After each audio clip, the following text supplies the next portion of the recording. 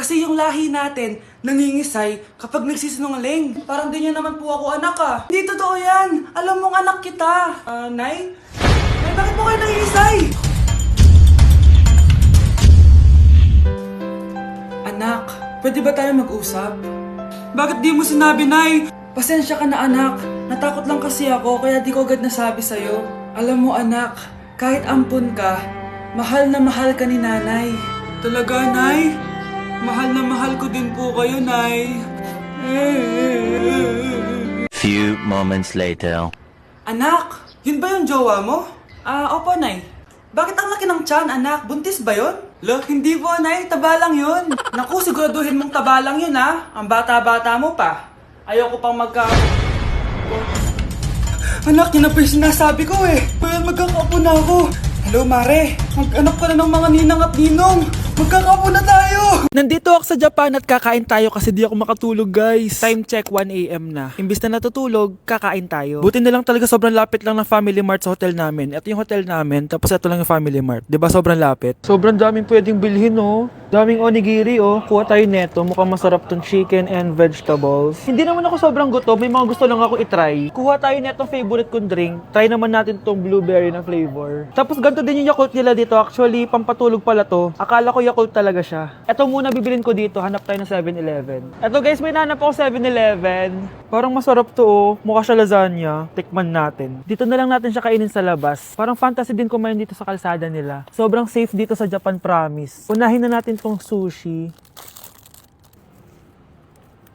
Alam nyo ba, kahit maglakad kayo mag-isa dito, sobrang safe, promise. Walang mga haras sa inyo. Walang kriminal, ganyan. Kaya ang sarap maglakad sa labas kasi alam mong safe ka, di ba? Tapos, sobrang babait pa ng mga Japanese. Swear. Pero sabi naman ng ibang Japanese, parang mas lang nila yon, pero ang totoo, ginajudge ka nila. Pero at least, di ba, mabait sila. Di kagaya na pumunta ako ng Hong Kong, sobrang susungit ng mga tao, sisigawan ka pa. Kapag may hinahanap ka, talagang tutulungan ka nila. Tapos palagi sila nakasmile. Kaya promise, Japan talaga yung favorite country ko. Last bite.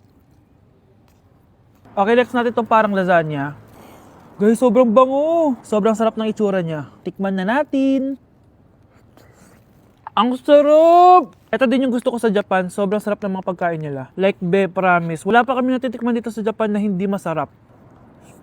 Kaya every time na pupunta talaga kami dito, promise na yon, natataba kami. Pero okay lang, Japan to eh. Alam nyo, minsan, naisip ko na dito na lang kaya kami tumira. Pero ang naririnig ko sa ibang foreigners na nakatira dito, masaya lang daw dito as a tourist. Pero kung dito ka natitira at mag-work, nakaka-depress daw, ganyan nakakalungkot. Kasi sabi nila toxic daw yung work environment dito. Pero ako, kung titira ako dito, gusto ko forever tourist ako. Inumin natin tong Yakult na nakakaantok.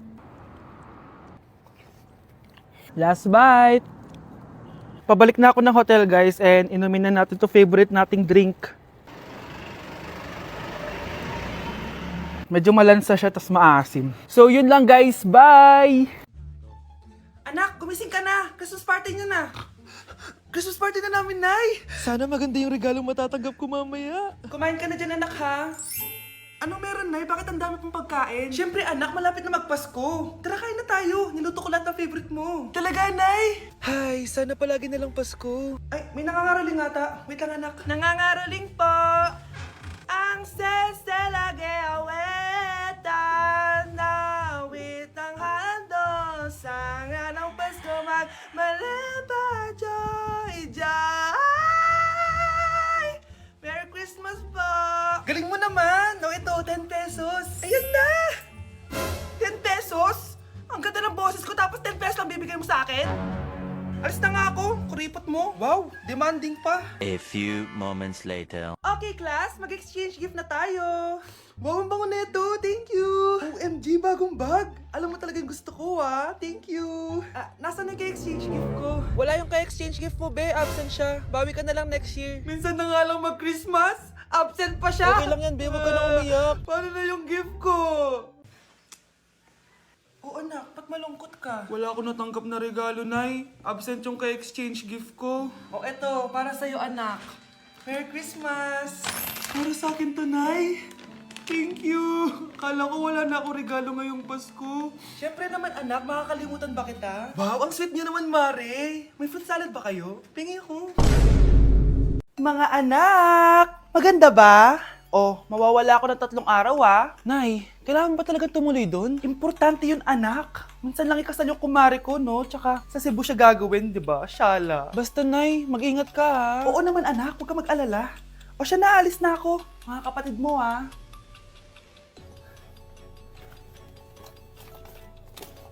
Saan yung wallet ko? Ay, kuya.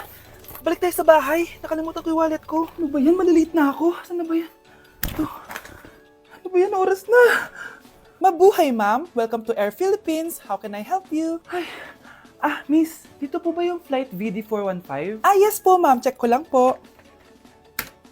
As per dito, ma'am, nakaalis na po yung aeroplano. Ha? Hindi ako pwede malit sa kasal na kumari ko. Kailangan ko umabol. Ma'am, kailangan niyo po ulit mag-rebook ka. So, ang next available flight is bukas pa po, ma'am. Ano ba yan? Gawin mo ng paraan. Diyos ko, sayang lang pera ko. Wala palang kwenta tong airlines niyo eh. Uwi na nga lang ako. Sorry, ma'am. Oh, Nay, nandito ka na agad? Akala ko ba 3 araw ka mawawala? Eh di ayun, naiwan ako ng aeroplano. Alam mo, parang pinipigilan talaga ako ng universe makaalis eh. Nay, buksan mo yung TV. Ha? Bakit? Breaking news! Nandito tayo ngayon sa site kung saan nag-crash ang flight VD415. Ayon sa mga otoridad, walang nakaligtas sa mga pasahero nito. Kaya pala, kung nakasakay ako dun sa aeroplano na yun, patay na ako ngayon. Anak, gising ka pa? Nay, ilang araw ka ng puyat ah. Tignan mo nga yung tsura mo. Baka magkasakit ka na niyan. May exam kasi kami bukas, Nay. Kailangan ko i-maintain yung dean's list ko eh. Para pag graduate ako, cum laude ako. Para din ako mahirapan pag nag-apply ako ng trabaho, Nay. At makakabawi na ako sa inyo ni tatay. Anak, hindi mo kailangan bumawi sa amin ng tatay mo. Okay lang kami. Ang gusto ko, pag nagkatrabaho ka, ipunin mo. Para sa future mo. Okay lang kami, anak. Nakikita ko kasi, Nay, na nahihirapan na kayo ni tatay na pag-aralin ako. Trabaho namin yun, anak, bilang magulang. Kaya gagawin namin lahat para sa inyo. Pero, Nay, gagawin ko pa rin ang best ko. Bibigyan ko kayo ng magandang buhay ni tatay. Thank you, anak. O sige na, matulog na tayo, ha? Good night. Nay, give me a bait! Ganito pala tong ralo na to? Hoy, mayami ilaw ay! Nakakatakot! Among Us? Ayoko niyan!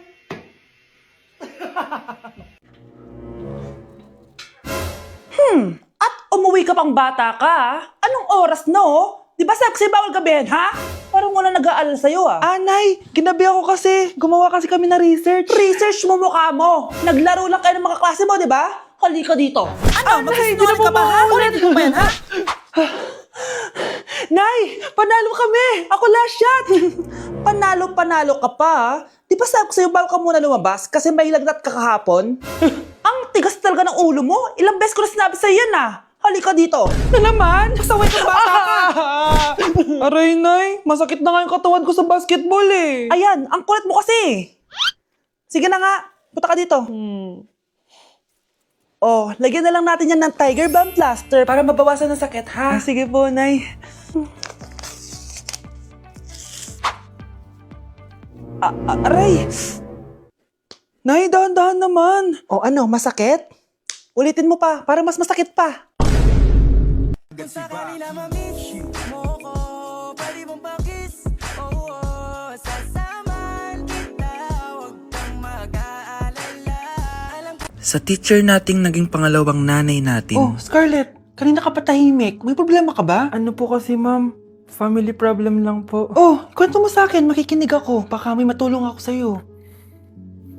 Nak, ang bababa ng mga scores mo sa akin. Nangangalib kang bumagsak. Ma'am, sorry po. Dami ko po kasing inisip na itong mga nakarang araw eh.